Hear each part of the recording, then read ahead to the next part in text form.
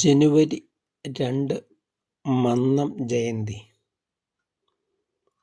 കേരളത്തിൻ്റെ നവോത്ഥാന പ്രക്രിയയിൽ പ്രധാനപ്പെട്ട പങ്കുവഹിച്ച ഒരു മഹത് വ്യക്തിയാണ് ഭാരതകേസരി മന്നത്ത് പത്മനാഭൻ.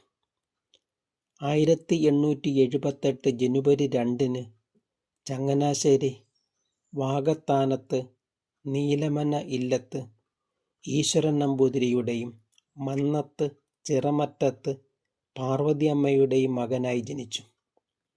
സ്കൂൾ വിദ്യാഭ്യാസത്തിനു ശേഷം സ്കൂൾ അധ്യാപകനായും പിന്നീട് നിയമപരീക്ഷ പാസ്സായി അഭിഭാഷകനായും ജോലി ചെയ്തിരുന്നു. 1915 അദ്ദേഹം നായർ സർവീസ് സൊസൈറ്റി NSS സ്ഥാപിക്കുകയും കേരളത്തിലെ വിവിധ നായർ സംഘടനകളെ സംയോജിപ്പിച്ച് സമുദായ പുരോഗതിക്കു വേണ്ടിയും ഒപ്പം കേരളത്തിൻ്റെ സർവതോമുഖമായ നവോത്ഥാനത്തിനു വേണ്ടിയും അക്ഷീണം പ്രയത്നിച്ചു. 1924 നടന്ന വൈക്കം സത്യാഗ്രഹത്തിൽ സവർണ വിഭാഗങ്ങൾക്കുള്ള അനുഭാവം പ്രകടിപ്പിച്ചുകൊണ്ട് വൈക്കത്ത് നിന്ന് തിരുവനന്തപുരത്തേക്ക് അദ്ദേഹം നയിച്ച സവർണ ജാഥ നവോത്ഥാന ചരിത്രത്തിലെ പ്രധാന സംഭവമാണ്.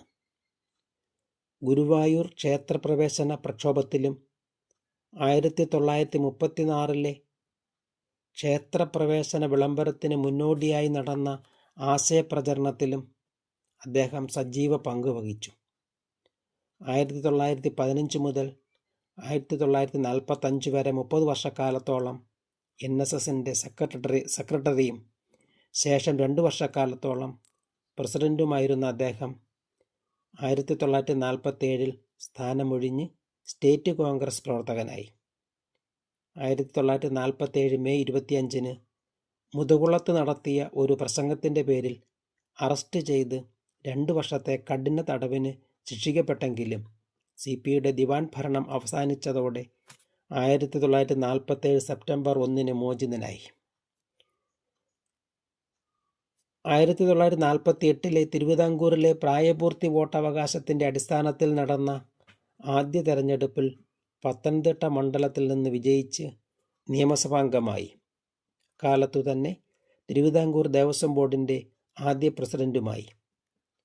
EMS നമ്പൂതിരിപ്പാടിൻ്റെ നേതൃത്വത്തിലുള്ള കേരളത്തിലെ ആദ്യത്തെ ഗവൺമെൻറ്റിനെതിരെ 1959 വിമോചന സമരത്തിന് നേതൃത്വം നൽകുകയും കേന്ദ്ര സർക്കാർ മന്ത്രിസഭയെ പിരിച്ചുവിടുകയും ചെയ്തു. തുടർന്ന് മന്നം സജീവ രാഷ്ട്രീയത്തോട് വിട പറയുകയും സാമൂഹിക വിദ്യാഭ്യാസ രംഗത്ത് ശ്രദ്ധ കേന്ദ്രീകരിക്കുകയും ചെയ്തു. അദ്ദേഹത്തിൻ്റെ സാമൂഹ്യ സേവനങ്ങളെയും സാംസ്കാരിക മേഖലയിൽ അദ്ദേഹം നൽകിയ സംഭാവനകളെയും മാനിച്ച് രാഷ്ട്രപതിയിൽ നിന്ന് ഭാരതകേസരി പട്ടം ലഭിക്കുകയുണ്ടായി. 1966 രാഷ്ട്രം പത്മഭൂഷൺ നൽകിയും അദ്ദേഹത്തെ ആദരിച്ചു. 1970 ഫെബ്രുവരി 25 അദ്ദേഹം അന്തരിച്ചു. വാഗ്മിയും എഴുത്തുകാരനുമായിരുന്ന അദ്ദേഹത്തിൻ്റെ എൻ്റെ ജീവിതസ്മരണകൾ എന്ന ആത്മകഥ മലയാളത്തിലെ ശ്രദ്ധേയമായ ആത്മകഥകളിലൊന്നാണ്. ആദ്യമായി ഭാരതരത്ന പുരസ്കാരം നൽകി. ഇന്ത്യയിലെ പരമോന്നത സിവിലിയൻ ബഹുമതിയായ ഭാരതരത്ന പുരസ്കാരം ആദ്യമായി നൽകിയത് 1954 ജനുവരി 2 പ്രധാനമന്ത്രിയുടെ ഉപദേശപ്രകാരം രാഷ്ട്രപതിയാണ് പുരസ്കാരം പ്രഖ്യാപിക്കുന്നതും നൽകുന്നതും.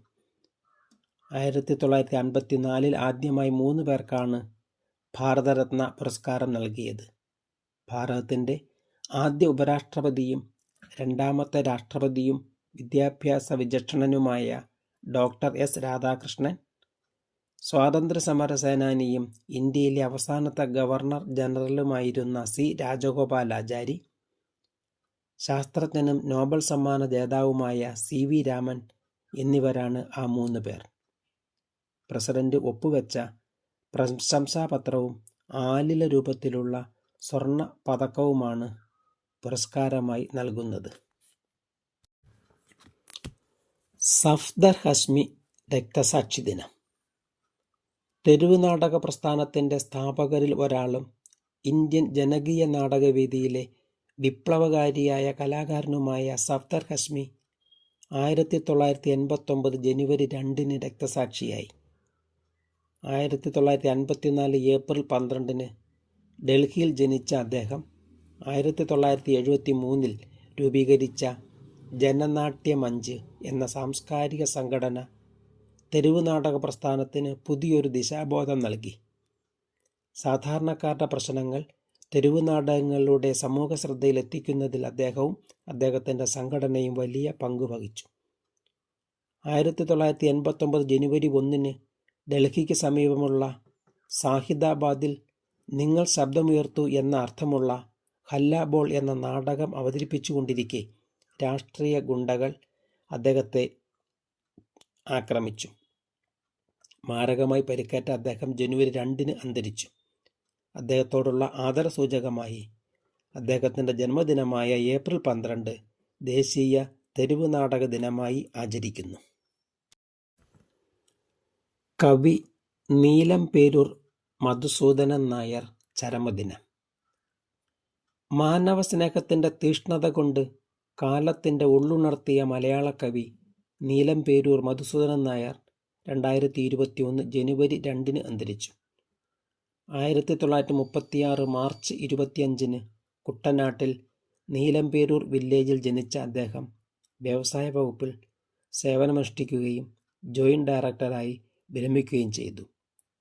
സൂര്യനിൽ നിന്നൊരാൾ, ചമത, പാഴ്ക്കിണർ തുടങ്ങി 14 കാവ്യസമാഹാരങ്ങളും അമ്പിളിപ്പൂക്കൾ, കിളിയും മൊഴിയും തുടങ്ങി 8 ബാലസാഹിത്യ കൃതികളും ഉൾപ്പെടെ 27 ഗ്രന്ഥങ്ങൾ അദ്ദേഹം പ്രസിദ്ധീകരിച്ചു.